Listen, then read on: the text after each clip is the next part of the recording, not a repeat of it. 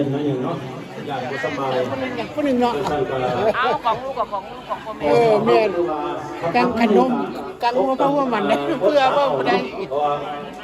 ทำเองตามยินพาอากาศกดอมหน่วยกันเลยหรือว่าใช้ปีใหม่เขาแล้วหอดมือแล้วก็จะเป็นเฮ็ดเป็นถ้ำเนี่ยได้ไม่ดี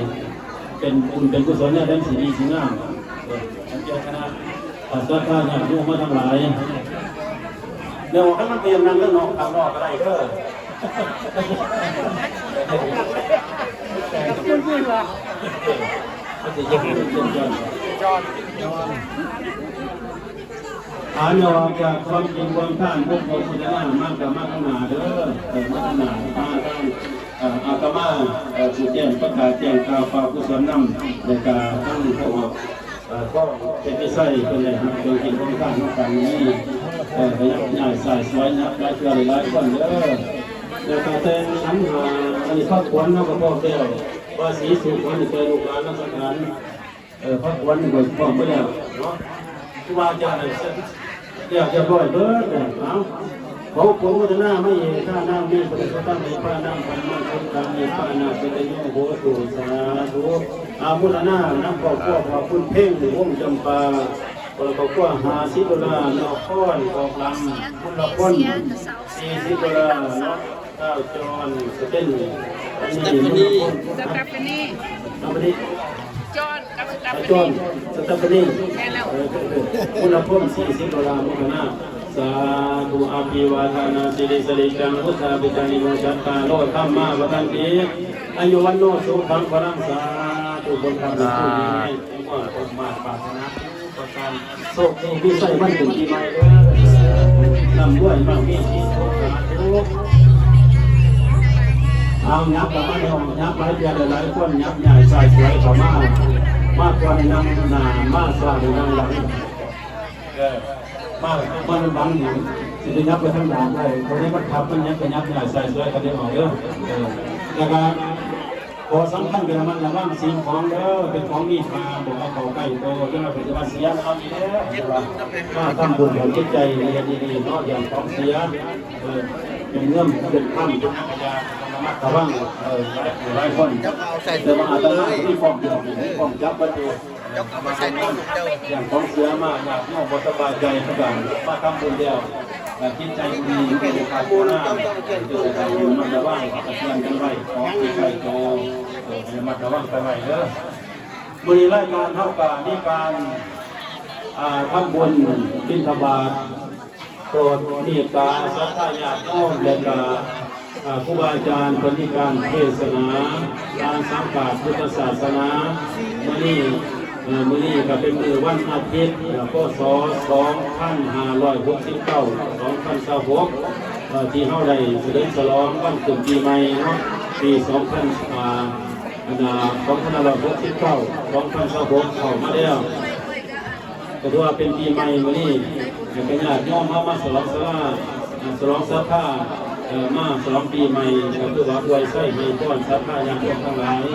จงประสบในความสุขความเจริญนะให้สุขภาพแข็งแรงมีแห้งสุขภาพแข็งแรงสุขกายสุขใจปรารถนาสิ่งใดขอให้เราควบมุ่งมั่นปรารถนาจะประทานครับวันนี้โอกาสเป็นหน้าเอาพุทธนาสาธุให้เราเด้อพุทธนาสาธุนะขอบคุณเนี่ยออกทิ้งทิ้งสีสมุทรอยู่บนมาวัดด้วยเห็นบ่50 ดอลลาร์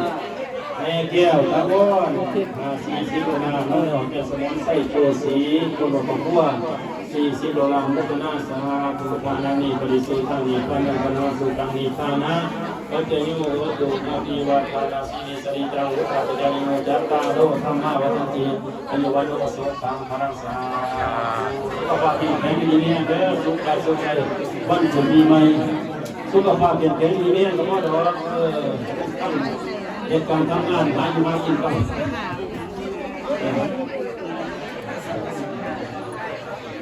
วันนี้รายการเราจะมีการใส่บาตรผู้ว่าหาองค์เจ้าที่ทำอาหารได้หน่อยทำอาหารดีใจดีใจจะได้พ้นสิ่งว่าสมัยไอ้ก็ดีหรอกว่าดีก็ว่าอาหาร อาหารตัวดีเพราะอะไรยิ่งได้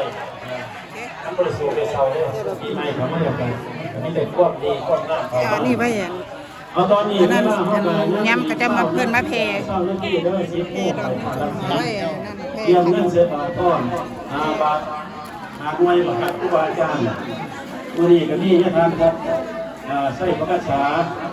แล้วก็2อาตมาพระอาจารย์อินทร์กรเสด็จสิงห์3พระอาจารย์ทุกอันนี้ยงค่ำ4พระอาจารย์บุญตาและอินทร์กร5เนี่ยพอร้องสาระว่องว่อง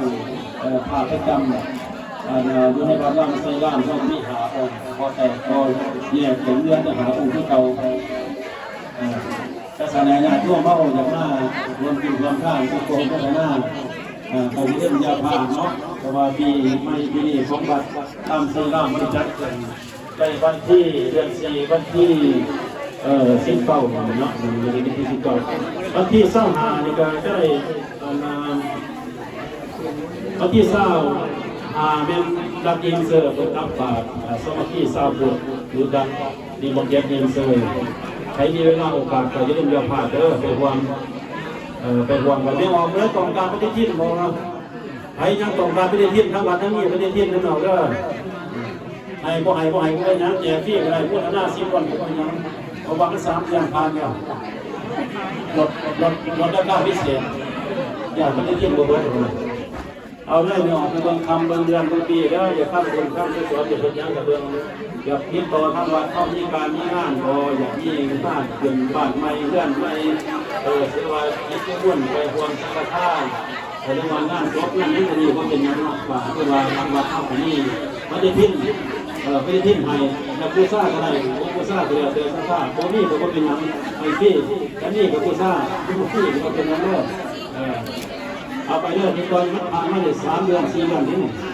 มันราคาพิเศษที่เราที่ไม่ได้คิดว่าเราต้องมาทำอีกนะพวกผู้ไม่รู้ว่าที่คิดนี่ไม่รู้ว่าที่จะเดี๋ยวพ่อไม่ใช่หรอให้กระโดดมาอันนั้นรถเอาไปกินน้ำมันเนี่ยเดี๋ยวไปทิ้งออกไป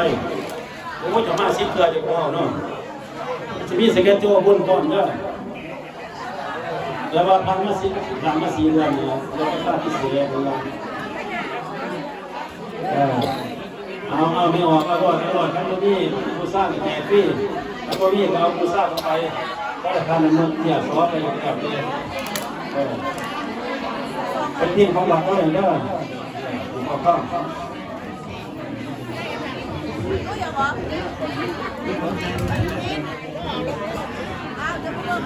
เรื่องออกไปทิ้งแล้วมันสู้พวกของเขาเลยเพราะว่าพวกที่ได้หนึ่งพวกที่ได้หนึ่งแถมที่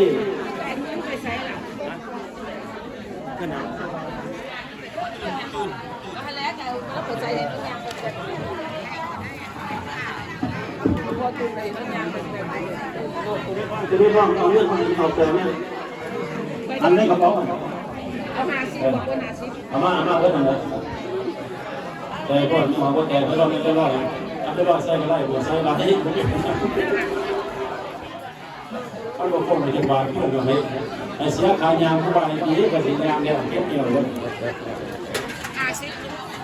เดี๋ยวนั่งเลยสบายด้วยกับข้าวยางพวกมีว่าพันลำหน้าเก็บเกี่ยว3 มื้อนี่เก็บอยู่เอายังไม่ล่าเหยียบบนคนใหญ่เขาจะรับบาตรตัวออกอะไรอย่าพูดหน้ากระเป๋าไม่ได้หนอกก็ทำมาได้ไหมปีเจ้าบ้านเบิ่งก่อนนะเบิ่งนับเบิ่งก่อนพ่อบ่อยากเอาไปตุ้งทำเที่ยงปีใหม่ตัวกันเด้อตัวไปเที่ยง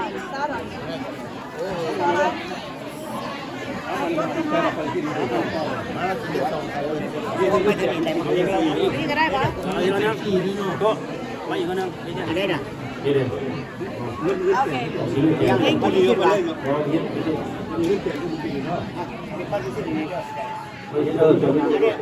เจ้าใช้ซ่อมมาดิต้องอันเดียวนี่ใช่นี่ได้อันนี้มันใส่แล้ว เนาะยับยาใส่ไว้เขาว่ามาครับไม่เยอะนับการช่วยหลายคนเนาะมื้อนี้ฝากผมก็ราคาบ่น้อยก็ให้มันเดียวที่มันจะเห็นหน้ากันกำลังทดลองนี่มันไว้เห็นกันนี่คณะกรรมการเนี่ยพวกคณะกรรมการเตรียมปากกาใส่กระต้มขนมใส่กระต้มขนมเป็นกระสีย่อออกไปไว้ข้างนอกเดี๋ยวใส่เลยเอาย้ำขนาดนี้เอาเสียงนักร้องเนี่ยสวยเลย บ้านไกลได้ขนาด ไอ้ดูแลนี่เนาะ โดย ท่านรองเก่งขึ้นมาหน่อยก็จะเจอได้เส้นมันผ่านคนเสา ยังฝนตกอยู่ เส้นนักร้องที่น้ำมาเดือด ยังฝนตกอยู่ คน จ้ะ โตบ้านข้างนะ โดย โอ้ยรถไปยาวก็นั่งรถมากจะเกียบร้อยตั้งนี้รถ ก็เส้นเพิ่น เดี๋ยวจากทำงานนะฮะเดี๋ยวบอกว่าครับรับมาที่มาเด้อเพราะว่าเมื่อนี้ก็ที่ทำหน้าบาสีสู่ควรแก่ผู้เฒ่าผู้แก่แล้วก็ลูกหลานนักสังขารผู้คอต่อแถวเป็นทุกคนมันถึงปีใหม่ที่ของแจกเยอะแยะหลายอย่างหลายสิ่งครูอาจารย์ต่างๆที่ อันใดอยู่ใส ผูกคอต่อแขนของคนอยากร่วมเนาะถึงดีนี้มันถึงปีใหม่แบบนี้เขาเพิ่มครูอาจารย์ก่อนแล้วอาจจะให้ความสะดวกเรียกว่าตอนทำสถานอย่างร่วมให้เราตั้งไกลตั้งไปแล้วก็ของพัฒนาไปครอบครัวแม่ออกเอวคงจะคิดพัฒนาไม่อีก40 ดอลลาร์ มาสั่นมาสิคัดค้านเลยบ่เป็นหยังอะไรสบายใจไปด้วยกันอายุวันโลดครับ พี่น้องไปก่อน เป็นหน้าที่โชคดีใช่ไหมเด้อ เฮ็ด2คลิปเด้อพี่น้องเด้อ ใช่สมควรบวกมาทำมาทุกประการ